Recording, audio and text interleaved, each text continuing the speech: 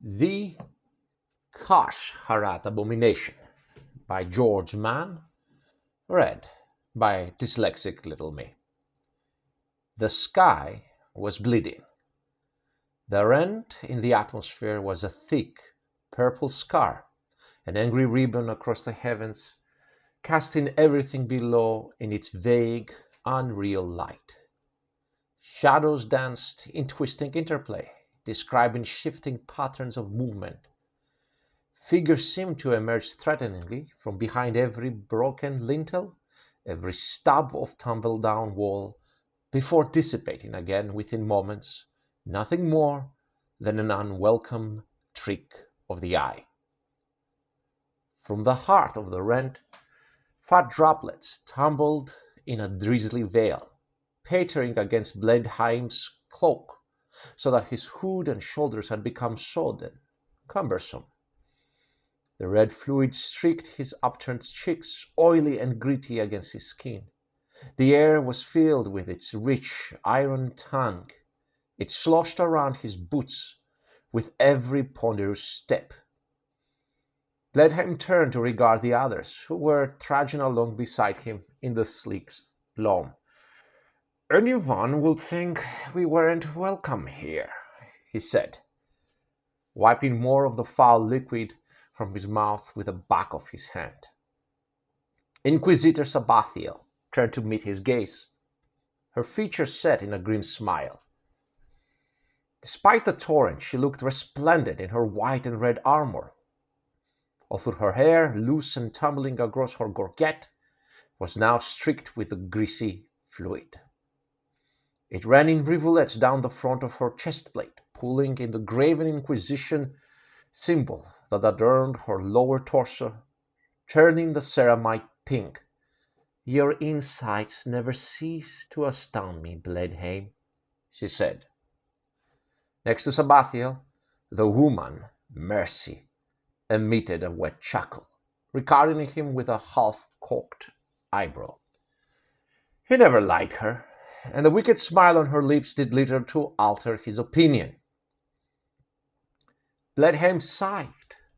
While he understood the necessity of their visit to this emperor-forsaken backwater, he longed for it to be over. He did not even know why Sabbathiel had brought him here to Karsharat. Mercy and Brondel? Well, they were muscle, pure and simple. But it was not as if Bledheim could do much to help in a fight. He supposed she might be anticipating the need for interrogation, his own particular specialty. But that was not what she'd said back on the ship. To all intents and purposes, it was a straightforward mission. Storm the ruins, kill the heretics, and put a stop to whatever abominable weapon they were devising in there. He had heard the same story a dozen times before. More, baby? This was what they did, what Sabbathiel did. And yet, somehow, this time, it felt different. He supposed he would find out soon enough. He should have paid more attention during the briefing. The ruins here had once been an ecclesiarchy outpost, but from what he'd been able to ascertain, had been abandoned sometime during the last century. He had not managed to establish why, and he did not suppose it mattered all that much, except that the moon had been left unguarded, and now something else had moved in. A renegade Martian was the working hypothesis, one that Metic, who Bledheim noted had somehow managed to remain behind on the ship, had been tracking for some time. A renegade with a particular interest in experimentation. A renegade that Sabbathiel had decided she wanted destroyed. Still, that did not explain the constant shower of blood or the rent in the sky, which raised the dismaying prospect that there might be other forces at play here too. Forces that Bledheim did not want to begin to consider. And they still had to find the way into the ruins. Bledheim peered into the hazy curtain of rain, cupping his hand around his eyes. Ahead of them, the remains of the citadel were a towering silhouette, jagged and half collapsed. Why would anyone choose to come to this place? As a base of operations, it lacked Sabbathiel and a roof, but he supposed it might be very well the last place people would look for a wanted outcast. Unless those people were Metic and Sabbathiel, of course. He saw a shape emerging from the rain and slipped his other hand inside his cloak, his fingers curling around the grip of his pistol. Then he caught sight of the flickering blue light drifting lazily over the figure's head, and he relaxed, coming to a stop to await the arrival of the newcomer. Moments later, a filthy, mud-encrusted squat emerged from the rainstorm, flanked by a servo skull that seemed to be guiding his way with its winking diodes. "Fracking cruel, but it's a beautiful day," said Brondel, his voice a low, throaty growl. He shook his head, shaking loose a cascade of blood from his matted beard. "Brondel," said Sabbathiel, her voice level, "you have found a way in?" "Aye," said Brondel. "There's a door on the west side.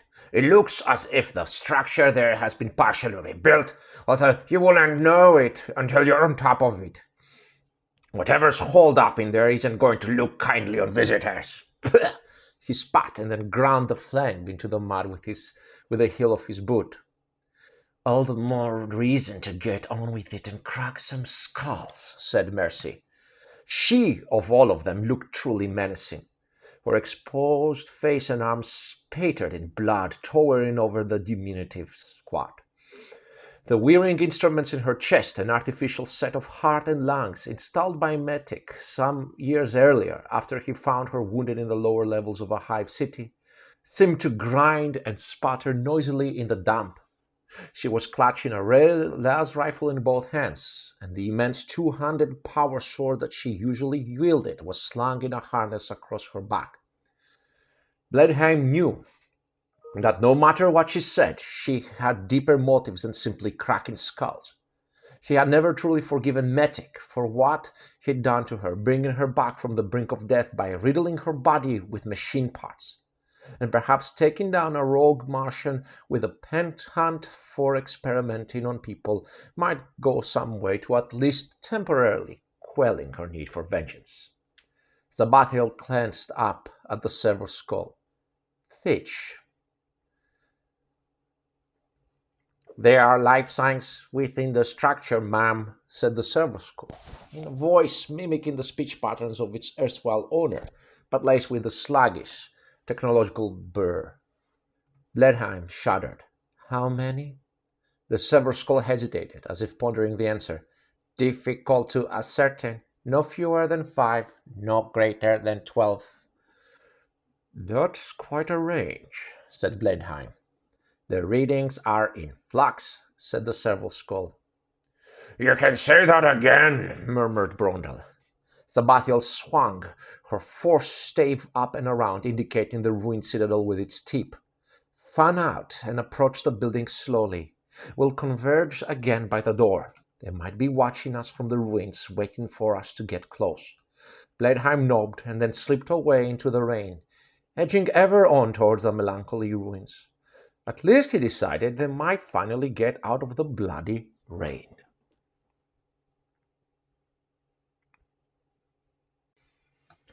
The jagged remnants of a toppled stone balustrade served as a perfect vantage point from which Blenheim could safely observe the goings-on at the door. It was huge, an ornate archway that had once clearly served as an entrance to a courtyard, but had now been barricaded by heavy plasteel paneling. Strange mechanical contrivances, segmented tubular structures, had been arranged around the frame, and they glistened in the red rain. For the life of him, Blenheim could not fathom their purpose. The others were gathered before the opening. The servo skull, he refused to call it Fitch, despite its apparent history, buzzing over Sabbathiel's shoulder like some skittish familiar. "Stand aside," he heard Sabbathiel say, and watched as the others retreated a few steps to give her room. She stepped forwards, the servos in her massive armor grinding as she transferred her weight to her front foot. The armor had been modeled on the Terminator patterns of the Adeptus Astartes, constructed by artificers on the Forge World of Fallen, designed to Sabbathiel's precise size and specification. In truth, it seemed to Bledheim to utterly dwarf her, entombing her in its cavernous depths, but time and again it had saved her life, and his, if he was honest, and wearing it, she became even more the fearsome figure she was without it. "What are you going to do?" asked Mercy. She'd already raised her last rifle to her shoulder, sighting along its length in anticipation of what the door might open to reveal. "I am going to knock," said Sabbathiel. She lurched forwards, curling her gauntlet hand into a fist as she extended her arm. She struck the door with a thunderous report. The plasteel flexed beneath the force of the blow, dislodging a shower of broken masonry from above. It had, however, refused to give.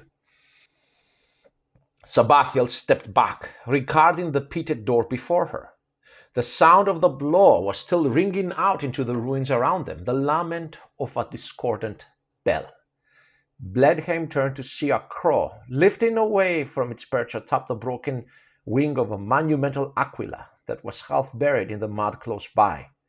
The bird circled overhead for a moment, ignoring the thrumming rain, before dipping low and disappearing into the depths of the ruins. "They know we're here," said Bledheim, dropping down from his perch. "And before you say it," he added, turning to Mercy, "I do not mean because we knocked. That crow, it was watching us." Brundle spat again, frowning in disgust. "We are going to have to blow—" Sabbathiel stopped suddenly, her sentence giving way to a grunt of surprise. Bledheim turned, pulling his last pistol from his robes, half expecting to see the door had opened and guards were spilling out. Instead, he was greeted with a view of 7 snaking mechantrentrists, which had erupted from the frame around the door, writhing and thrashing in Sabbathiel's direction. 2 of the appendages had already snared her right arm and leg and were dragging her closer, despite the bulk of her armor, while the others quested for her exposed head. At least, Bledheim supposed, he now understood what the mechanical structures around the door were for. He raised his pistol and tried to draw a bead on one of the twisting appendages, but they were moving too quickly, and in the driving rain he risked hitting Sabbathiel in the process. Grunting in frustration, he lowered the weapon. Nearby, Mercy had come to a similar conclusion. Discarding her last rifle, she dragged the massive sword from its harness, swinging it up and over her shoulders, and ran headlong into the morass of tentacles, screaming like some maniacal primitive. 3 swift chopping motions later, and Sabbathiel was free, sparks spitting in the rain as the remnants of the 2 appendages continued to writhe and fizz amongst the nest of the strange kin. Brundle glanced over at Bledheim and shrugged. "Stand aside, Mercy," said Sabbathiel, her voice level. She righted herself, paced back from the door, and raised her left arm so that the nose of her wrist-mounted storm bolter was pointed in the direction of the morass of mechanical limbs. Mercy, who was attempting to wrestle another mechandatrite into submission, gave a short, dutiful nod and then released the appendage, stepping slowly away. From her sullen expression, Bledheim could see that she was more than a little disappointed. There was a sudden eruption of noise and light originating from Sabbathiel's outstretched arm, and then the door was buckling inwards, as if folding around the detonating shells, trying to contain their destruction. The mass of tentacles exploded, filling the air with glittering shards, and that twinkled in the rain as they fell, thudding into the wet ground. A stray shard caught Mercy in the upper arm, and she winced. But then, as casually as if plucking an errant hare, she spiked her sword into the ground, dug her fingers into the wound, and pulled the bloody fragment free. She examined it for a moment, and then tossed it away, lost in the deluge. Brundle sighed, and then marched in the direction of the open door.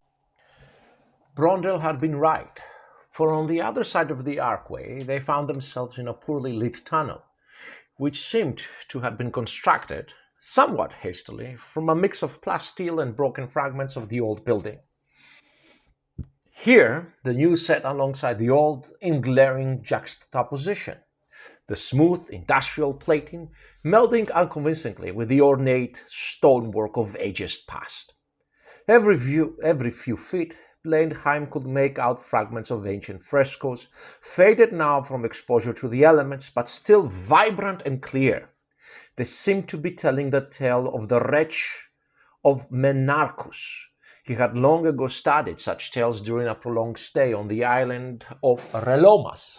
But in truth, it was difficult to be sure, as so much of the original painting had been lost, and what survived here had been repositioned in haphazard order. "Finally a reprieve from that fracking awful rain," said Brondel, his low voice echoing along the otherwise empty tunnel. Bledheim nodded, throwing back his hood to reveal his bald pate. Bizarrely, the fabric felt light and dry to the touch. Frowning, he glanced down at his hands to see that all trace of the bloody precipitation had gone. A quick look at the others established that they too were now free from any trace of the dreadful fluid. Sabbathiel had noticed it too. "It seems we can no longer be sure of our own senses," she said, a note of caution in her voice. "The work of the ruinous powers?" ventured Bledheim. "Perhaps, or perhaps not." Sabbathiel waved them on. Bledheim had the sense that there was more to her response than he could yet understand. But he had long ago learned when and how to question her, and now was not the time. "Come," she said.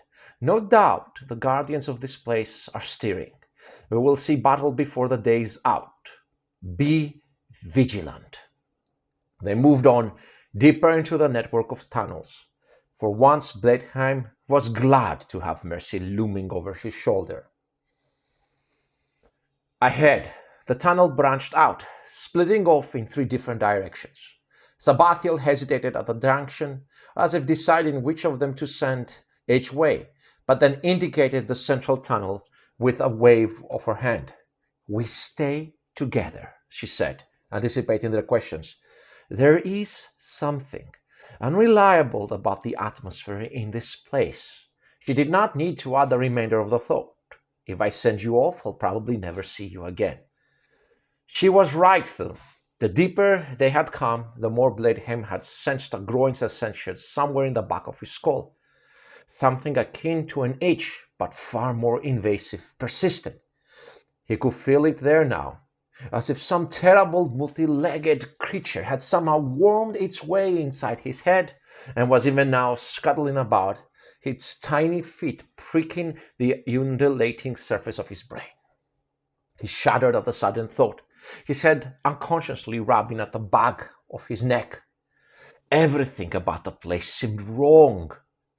The tunnels seemed to stretch on interminably, terminating in nothing but further tunnels. They all looked the same, and all were cloaked in some cloying atmosphere, as if the walls were threatening to close in at any moment. He felt trapped, claustrophobic, fearful that he might never see the sky again. He had only been in here for, what, a few minutes?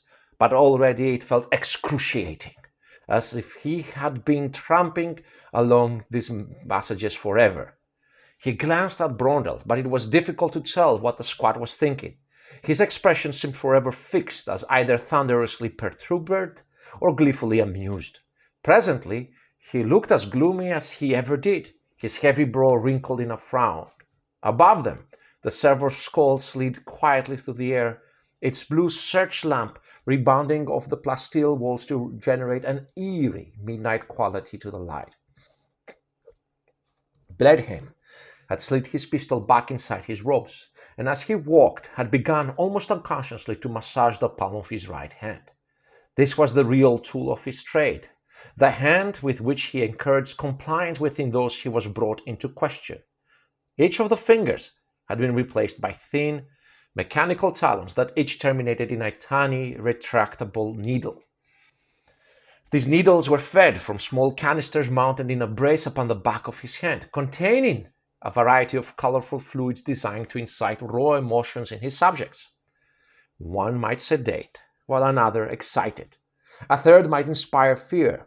a fourth at certainty and anguished, choosing which of the poisons to administer, in which order, and in what quantity was the color with which he painted his masterpieces. He always got his charges to talk. Now, too, something deep within his palm had begun to ache, and the more he rubbed at it, the more insistent it became. Had he done something to it during the journey here?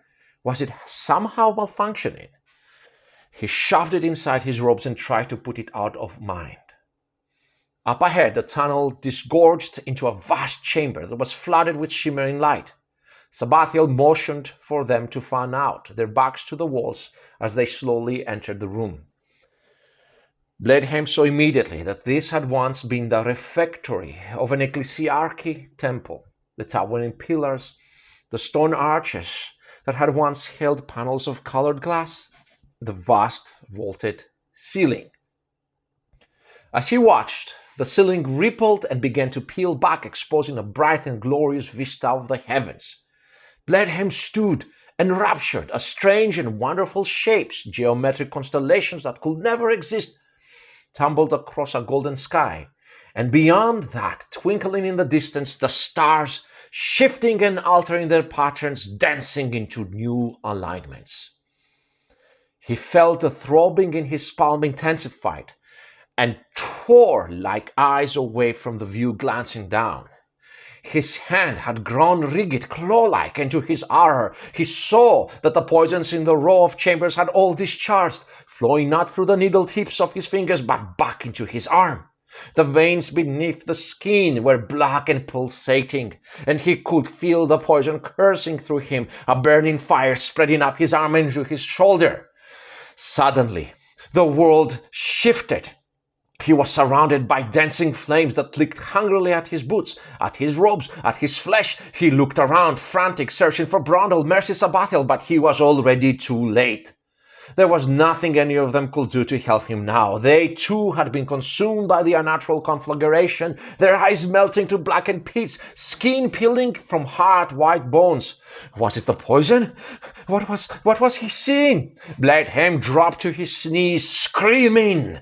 With his left arm, he searched frantically for his knife. He had to remove the hand, the arm. It was the only way he could stop more of the poison flood in his system. But the knife had gone. He slumped to the ground, feeling the flames lapping at his face. It was too late. Too late. A slap brought him around, his cheeks hot and stinging. He looked up, confused to see Mercy standing over him, a crooked grin on her lips. "Fine time to wake up, interrogator, now that the battle's over." Bledheim groaned, and then, as it all came back to him in a sudden rush, the flames, the poison, he sat up, tearing frantically at his robes to reveal his right hand. The skin there was pink and smooth, the cylinders in the brace still filled with the same colorful fluids he'd filled them with back on the ship. He looked up at Mercy, incomprehension in his eyes. She laughed again and strode away, her footsteps echoing in the cavernous space. "Bledheim," it was Sabbathiel's voice. He turned to see her standing over the mangled corpse of something.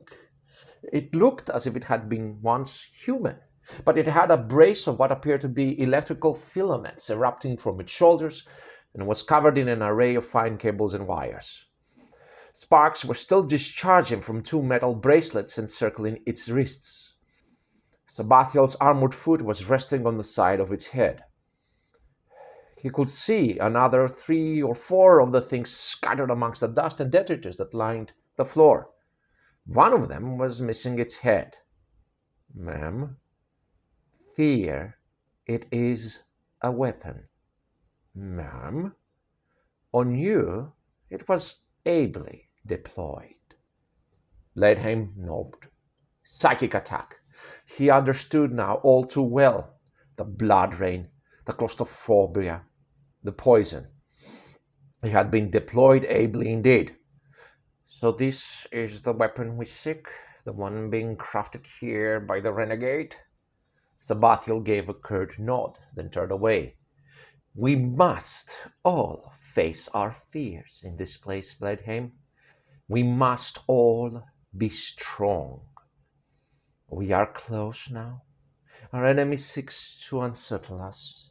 We shall not be so easily dissuaded." Bledheim felt a hand on his shoulder. It was Brondel.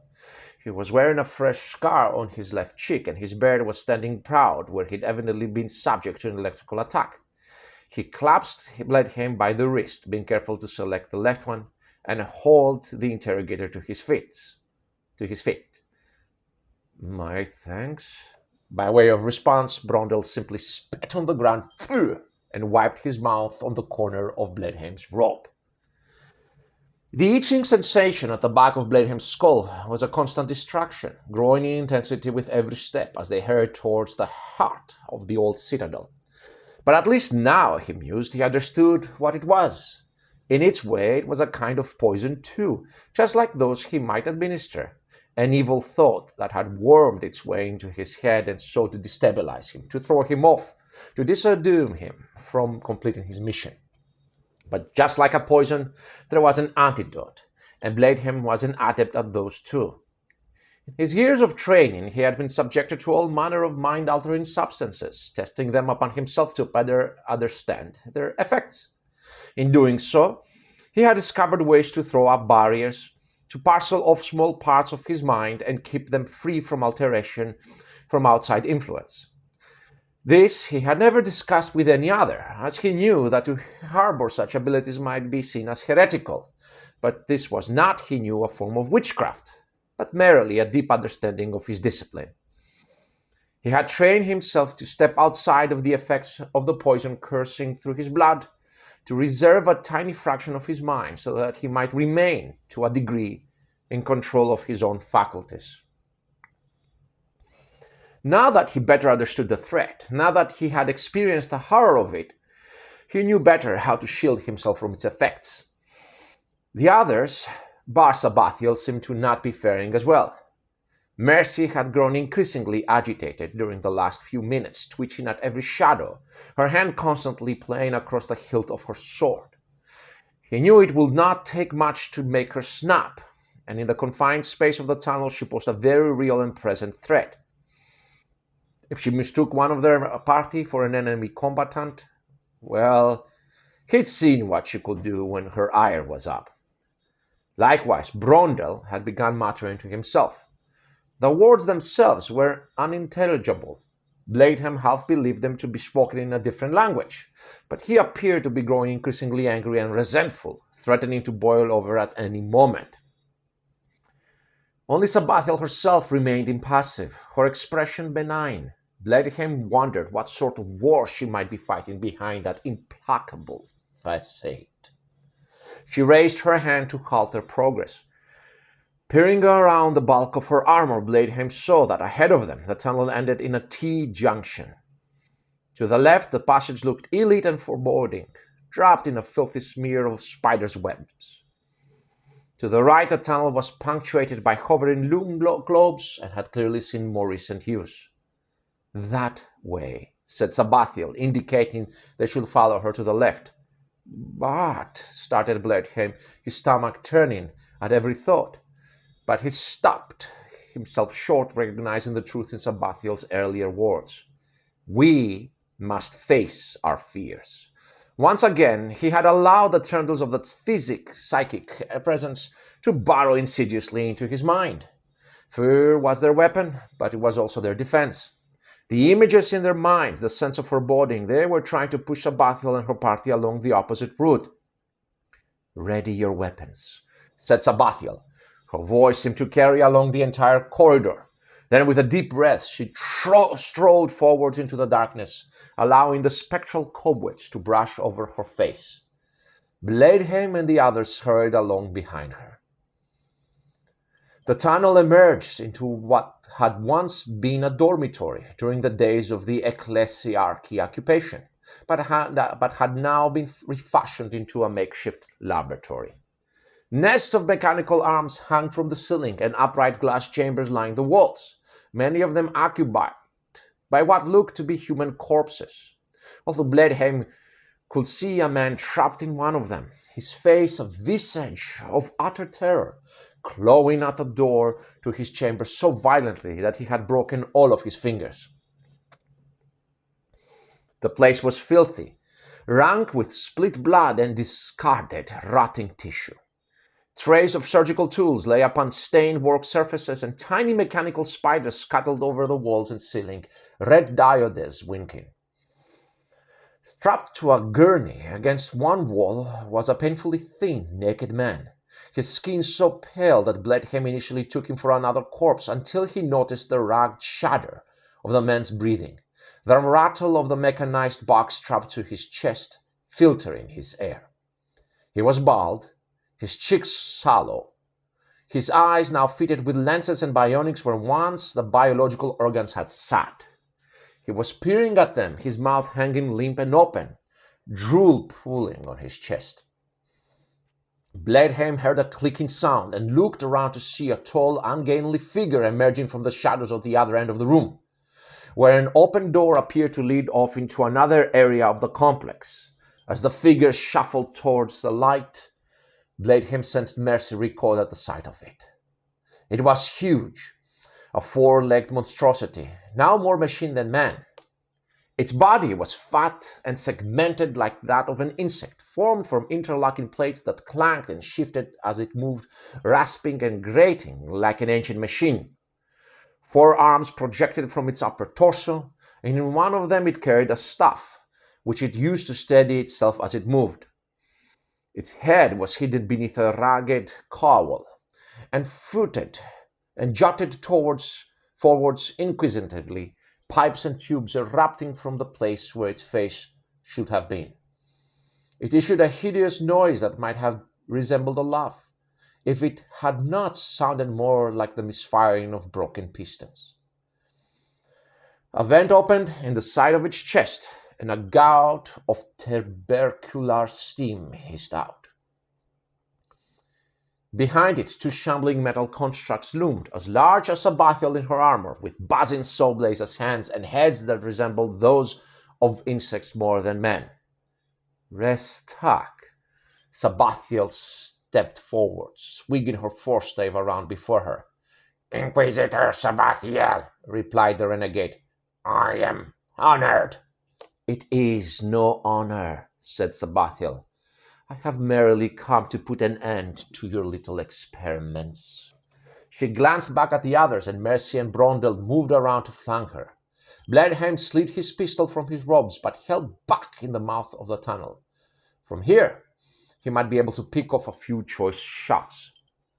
Restak gestured to the lumbering constructs behind him, and they lurched forward slavishly, heads swaying, arms raised and bassos screaming. Sabbathiel's stormbolter barked, and explosive shells thundered into the construct on the right, chewing 2 great holes in its heavily placed chest. The construct seemed hardly to notice the impact, however, other than to momentarily correct its shambling gait before continuing its lumbering, deadly approach. Mercy went wide, swinging her power sword back and forth before her, flexing her shoulders. Brondel seemed to have momentarily disappeared, but Bledheim knew from experience that he was simply seeking a vantage point from which to unleash his own particular brand of his devastation. With a roar, Sabbathiel charged, her footsteps causing the entire room to tremble as she rushed into claws on the construct on the left, her forestave cutting a wide arc, slicing through thick plasteel until it wedged with a clang against the construct's raised arm. She tugged on the shaft, but it was stuck fast, and the construct twisted, wrenching it from her grasp. With a grunt of frustration, Sabbathiel stepped back, raising her arm just in time to block the downward arc of the buzzsaw coming for her face. It bit into her vambrace, chewing into the plasteel with a grinding scream. Grimacing, Sabbathiel raised her other arm, jammed the nose of her stormbolter into the construct's face, or what passed for it, and fired. The detonation sent Sabbathiel reeling backwards, but the construct had fared worse, its entire head and shoulders caving inwards under the intense force of the blast. It toppled over with a metallic thud, the forestave still wedged in its arm. Sabbathiel, shaking her head as if to clear the ringing, lurched forwards and set to work freeing her stave. He wrenched it loose a moment later. On the other side of the laboratory, Mercy had locked the other construct into a spiraling dance, weaving circles around it as it tried to get a fix on her with its saw. Her movements were graceful, fluid, punctured only by the regular downward thrust of her blade as she cut furrow after furrow into the construct's armor. It seemed untroubled by the damage, but Bledheim knew what game she was playing. She was keeping it busy. A moment later, from the shadows behind one of the glass chambers, Brondel bellowed for her to get down. She hit the floor just as a lobbed grenade clanked against the construct's head, tumbling down into the hole punched in its chest by Sabbathiel's early shot. The construct glanced down at Mercy, raised its arm as if to strike her, and then exploded, rupturing out in a bloom of heat and light, shattering several glass chambers and causing thick, viscous fluid to gush out across the floor. Bledheim, however, had been watching Restak all the time, as he clagged slowly over towards the thin man strapped to the gunnery by the far wall. As Sabbathiel righted herself, having finally freed her weapon, Restak gripped the man by the shoulder, and he screamed. The sound was like fire ripping through Bledheim's mind, like the entire world had suddenly begun to boil. Blinding light flared in his vision. He could feel himself bubbling, could feel warm blood trickling from his nose. And yet there was a part of him that watched all of this with cool impartiality, that knew precisely what was occurring, that understood that his mind could no longer be trusted, and that the man on the gurney was behind everything that was happening to him. Bledheim blinked, fighting against a wave of terror and pain that threatened to completely engulf him. Mercy was on the ground, writhing in agony, and Brondel had dropped to his knees, banging the heels of his hands against his head. Only Sabbathiel had managed to stand her ground, and although clearly in abject pain, she was moving towards Restak, her staff raised. She lurched at Restak, thrusting with her weapon. He tried to scuttle out of the way, but she caught his lower left arm with a glancing blow, and it tore free in a shower of oil and wires clattering to the floor. Restak, furious, swept forwards, grabbing for Sabbathiel, battering her staff out of the way and pinning both of her arms, raising his staff in readiness to strike. As Bledheim watched, his own vision foggy with blood and pain, Sabbathiel slumped, staring down in horror at her own body, as if reliving some distant nightmare. She screamed, and the sound of it was enough to stir Bledheim to action. Restak was distracted. He had to act now. Gasping for breath, fighting waves of nausea, Bledheim moved. One foot after the other, wobbling, unstable, he lurched across the room towards the man on the gurney. The man was spasming, frothing at the mouth, his eyes rolled back in their sockets, as whatever power was coursing through him ravaged his own body as much as it was ravaging Bledheim's mind. From the corner of his eye he saw Restak turn, call out for him to stop, but it was too late. Bledheim's fingers had found their mark in the psyker's chest, and the sedatives were discharging from their capsules. He fell back, dropping to his knees, before sliding fully to the floor, slick with the spilled fluid from the glass chambers. The fire in his head had dulled, pettering out, but the pain was still ferocious, his mind reeling. He watched, only half aware, as Sabbathiel, still caught in the grip of the renegade tech priest, wrenched herself loose, grasped the monster's head in both hands, and pulled it free with a disgusting sucking sound. Restak's body twitched nervously. Its servos whining before it skittered back into the wall and sank to the ground, blood oozing from the stump of its neck. Bledheim blinked, and the lights went out. "That's twice today I've had to slap you awake," said Mercy as Bledheim shifted, dragging himself up into a sitting position. "I think I might make a habit of it." He looked up at her blearily, then sighed. Sabbathiel was standing nearby in the process of strapping the psyker's body to a stretcher. "Brondel, you know what to do. I do not want to leave any of this standing." "Mum," said Brondel, not even bothering to conceal his gleeful smile. Bledheim got unsteadily to his feet. "We are taking the body?" he said, with a nod towards the remains of the psyker. As soon as he had done it, he wished he hadn't. Stars bloomed in his vision. He drew a deep breath. "Buddy," said Sabbathiel. She looked at him quizzically. Then something seemed to dawn on her. "Oh, he's still alive. Your sedation should last long enough to get him back to the ship." "Alive? I thought we were here to destroy the weapon." Sabbathiel offered him a crooked smile. "No, Bledheim. We were here to claim it." She met his gaze, and then with a sigh she turned and walked from the room. "Come along. Brondel is anxious to put this place to the torch, and I cannot say I blame him. Bring the weapon too. You shall be able to manage that, should you not?" Bledheim watched her go. He felt nauseous. "Yes, ma'am," he said. "I should be able to manage that."